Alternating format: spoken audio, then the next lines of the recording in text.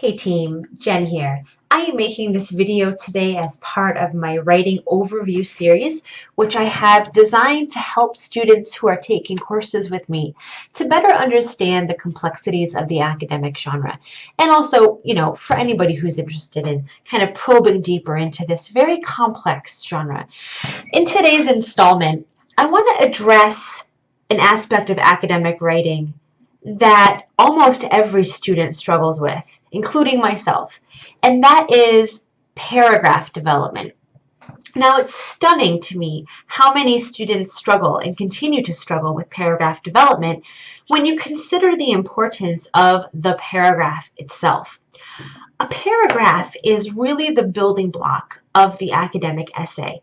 If you have strong, complete, unpacked, complex, developed paragraphs, then it's very likely that the essay is going to achieve its aim, because the academic essay is in large a matter of development and unpacking and complication. So it starts at the level of the paragraph. And of course, what the paragraph is comprised of, complex sentences, complex ideas, utilization of the steps along the line of inquiry. So developing a paragraph is actually a process, and it's a complex process.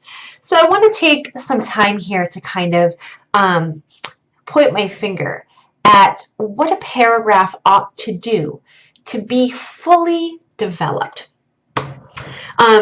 Thinking about the role of paragraphs can be a challenge, I think, for many students who really aren't seeing the larger picture of how essays are put together, right? So paragraphs ought to build upon each other, leading toward the ultimate goal of the essay.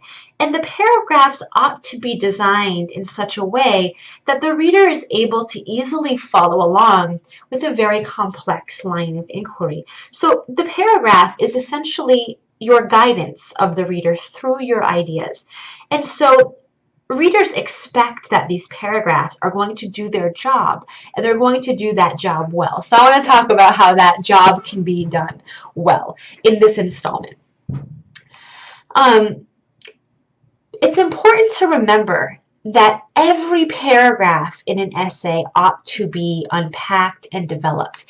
Even the introduction, especially the introduction, even the conclusion, especially the conclusion. So I like to tell students step one for developing a paragraph is to think about having a balance of all three appeals in every single paragraph. Now I want to highlight for now the introduction, because students oftentimes feel like the introduction is not really a place for logos, for example. Now logos you can learn about by watching my video on rhetoric. But just quickly here, logos is the engagement of evidence. It heightens your credibility. It gives you a sense that what you're saying is real or true. And that's often done by including evidence from primary sources or secondary sources that can take a number of forms, right? Such as, quotations or statistics or personal experience even can count as logos. So there are many forms that logos can take. But students almost always leave out logos from the introduction. It's very important to think that in every paragraph you want to manifest logos, but especially in the introduction. Because in the introduction you lay that foundation of developing credibility with the reader. One of the best ways to do that is by utilizing your logos well. So step one, make sure that every paragraph has a balance of the three appeals. And of course, for the introduction, what is probably most important is your ethos and your pathos. But logos is central too, so don't leave it out. The second way to really unpack your paragraphs for the academic genre is to make sure that you are presenting a clear idea, a complex idea, an idea that needs to be teased out and unpacked, unloaded to be understood. Ideas drive paragraphs. So if the central idea that is driving your paragraph is not controversial, it's not loaded, it's not interesting, it's not complex, then your paragraph is going to be very short, right? We don't want that in an academic essay. We want the paragraph to be led by thoughtful and critical ideas, right? So ask yourself what the central driving idea is of every paragraph. If you have to, write it down, make it a part of your outline, have a driving idea, right? Once you have that driving, critical, complex, interesting, sexy idea that's going to serve as the fulcrum of your paragraph, you should make it the mission of your paragraph to unpack some of that baggage that comes along with that idea. What a paragraph does is it introduces a new and interesting idea along the line of inquiry that moves the essay forward, right? So every paragraph should inch readers closer to your ultimate goal, right? So it should never be stagnant. For example, you should never be repeating ideas or using multiple paragraphs to kind of dwell on the same idea by rewording it, right? Or re-articulating it, or looking back at the introduction or something like that. So you want to make sure every paragraph builds on the paragraphs that came before, they're cohesive with that, and that they're moving the essay forward. Now, to unpack an idea, there are lots of different things that you could do. One of those things is, if you're writing an essay for the humanities or for the arts, one of the hallmarks of what we see in paragraphs is evidence of close reading. Now you can watch an overview video that I've made in this series on how to do a close reading. But you want to ask yourself if there's any way that you can pull in some evidence of close reading of primary text or secondary text to help to unpack the complexities of the idea that drives your paragraph. Another thing that you ought to do probably in every paragraph is include analysis. Analysis is a very important component of the academic genre, and it really is a driving factor that can help you to make arguments. So the third thing that your paragraph could do is make an argument. And arguments come in three stages, right? There's the argument itself, the counter argument, and the stakes of the argument. So think about presenting each of those. Another thing that your paragraph could do to unpack is summary. Summary doesn't play a large role in the academic genre because it's not really its function. If you want to understand more about what the function of the academic genre is, you can watch my video, What is the Academic Genre? You can also watch my video highlighting the differences between summary and analysis. But summary can absolutely appear as part of your development of a paragraph when it's needed. So that's another aspect that you can add in to help to develop your paragraph. But either way, when you sit down to unpack an idea, slow it down.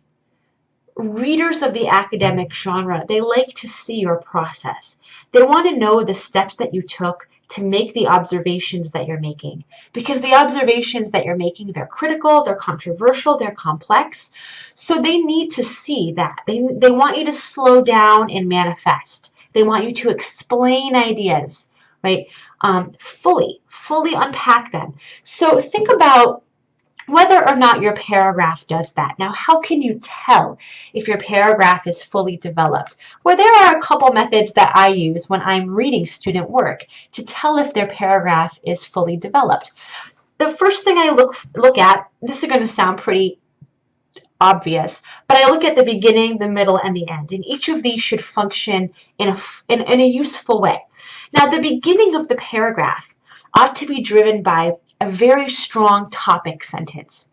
This topic sentence is critical because sometimes readers of academic essays will skim. And hopefully you are becoming a good skimmer of academic writing because it can get pretty heavy sometimes. And sometimes you just want to get the gist of an essay, of the argument. So the topic sentence is the way that good skimmers skim. You should be able to pull out the first sentence or perhaps the first two sentences of your paragraph and they should be able to articulate the complexity of the idea that drives that paragraph. So in other words, they should be able to stand alone. Now you can test if your sequencing or your cohesion of paragraphs is functional by pulling out that topic sentence or topic sentences and seeing how they read together. How do they flow? How do they move together? Do they make sense being read in that way sequentially? Do they move the essay forward? And are they indeed complex enough to drive an entire paragraph? Ask yourself that question. One thing that your topic sentence should never be is a summary of the plot, right? Because that gives the impression that your paragraph is going to engage in summarizing the story.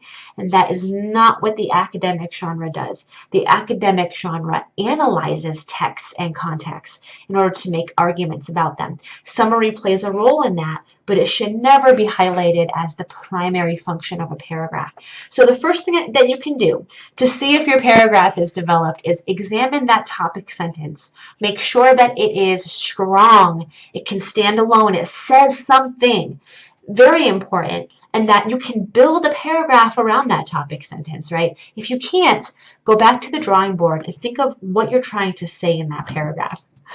The second thing that I look for in a paragraph in terms of development is the center of the paragraph, the body of that paragraph, the meat. I want to see how many of the key moves along the line of inquiry you are engaging.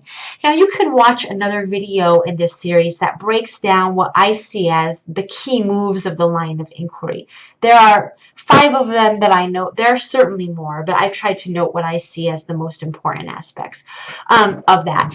And I look in that body paragraph for markers of the line of inquiry. I want to see as much contextualization, problematization, evidencing, argumentation, close reading, analysis, as you can fit in one paragraph, right?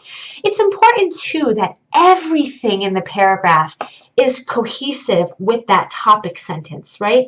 So you're not kind of going off tangentially and talking about this and that, but you're staying focused on the objective of that paragraph. And finally, I look at the last, how the paragraph closes out. How you close a paragraph intensifies, strengthens the cohesion of your paper, because the last sentence or the last sentences of every paragraph ought to flow sensically, logically into the topic sentence of the next paragraph. So there's a marriage that happens there between your paragraphs, and you need to manifest that to have proper paragraph development. That's a lot of stuff to think about when you think about a paragraph. But if you are getting comments from me on your papers that beckon you to develop your paragraphs more, that is what I'm looking for. Now, if you're still confused about what to do to develop your paragraph, there are a couple approaches that you can take. You can log into a humanities database through the library, such as JSTOR or Project Muse, and just do a random search for any article about anything that you care about. Bring up an article that is peer-reviewed and take a look at what those published authors are doing with their paragraphs. Judge them. Do you think that their paragraphs are developed? The answer can sometimes be no, unfortunately, but most of the time will be yes. So ask yourself that. What are the key moves that these authors are making to develop their paragraphs? You can get some ideas from reading more in this genre, yeah? Another thing that you can do to help develop your paragraph if you kind of stumble upon a roadblock is come to my office hours. You and I can unpack complexities together. You can also go to the discussion forums, because in the discussion forums, unpacking ideas is exactly what we're practicing. So you can look at a certain student's thread and you can see how ideas are complicated and unpacked, how they're made more critical through discussion. So discussing ideas, spending time with your ideas, right? Thinking them over, rolling them around in your head. What would a naysayer say about your ideas? What are some complications? That's a second way that you can unpack ideas. A third way is, why not conduct a little exploratory research? A little exploratory research never hurt anybody, right? Never say never. But it can be very fruitful to develop your line of inquiry and to help you to catalyze more critical thoughts surrounding the ideas that drive your paragraphs. Um, Introductions and conclusions are most often undeveloped. So you might want to read my overview or watch my videos on introductions and conclusions. Body paragraphs that are undeveloped, another couple things to keep in mind before I end today, as I'm just thinking of them now. It's very rarely a good idea to begin or end your paragraph with quotes. Now, that's not always the case. In fact, sometimes it's not the case at all. But whenever you begin a paragraph or you end a paragraph with a quote, you always want to ask yourself how that quote is functioning. Because one of the things that paragraphs ought to do is give you, the writer, the ownership of this essay. You never want somebody else's words to populate your essay or drive your essay more than your own words. So beginning a paragraph with a quote or ending it with the quote gives the power to someone else. You never want to surrender power in your essay. Another thing that makes this not a very sound, rhetorically sound idea is that quotes almost always need to be introduced and they need to be followed up. You can watch my video on the art of quoting in another installment, but quotes need to be introduced and they need to be followed up almost always. Putting a quote there without those tokens leaves the reader at sea in terms of understanding the application and the function of that quote. So it's not always a good idea. It's almost never a good idea to begin paragraphs in this way, although there are exceptions. I'd love to hear your thoughts, and I hope that you found this video helpful. I'll see you next time.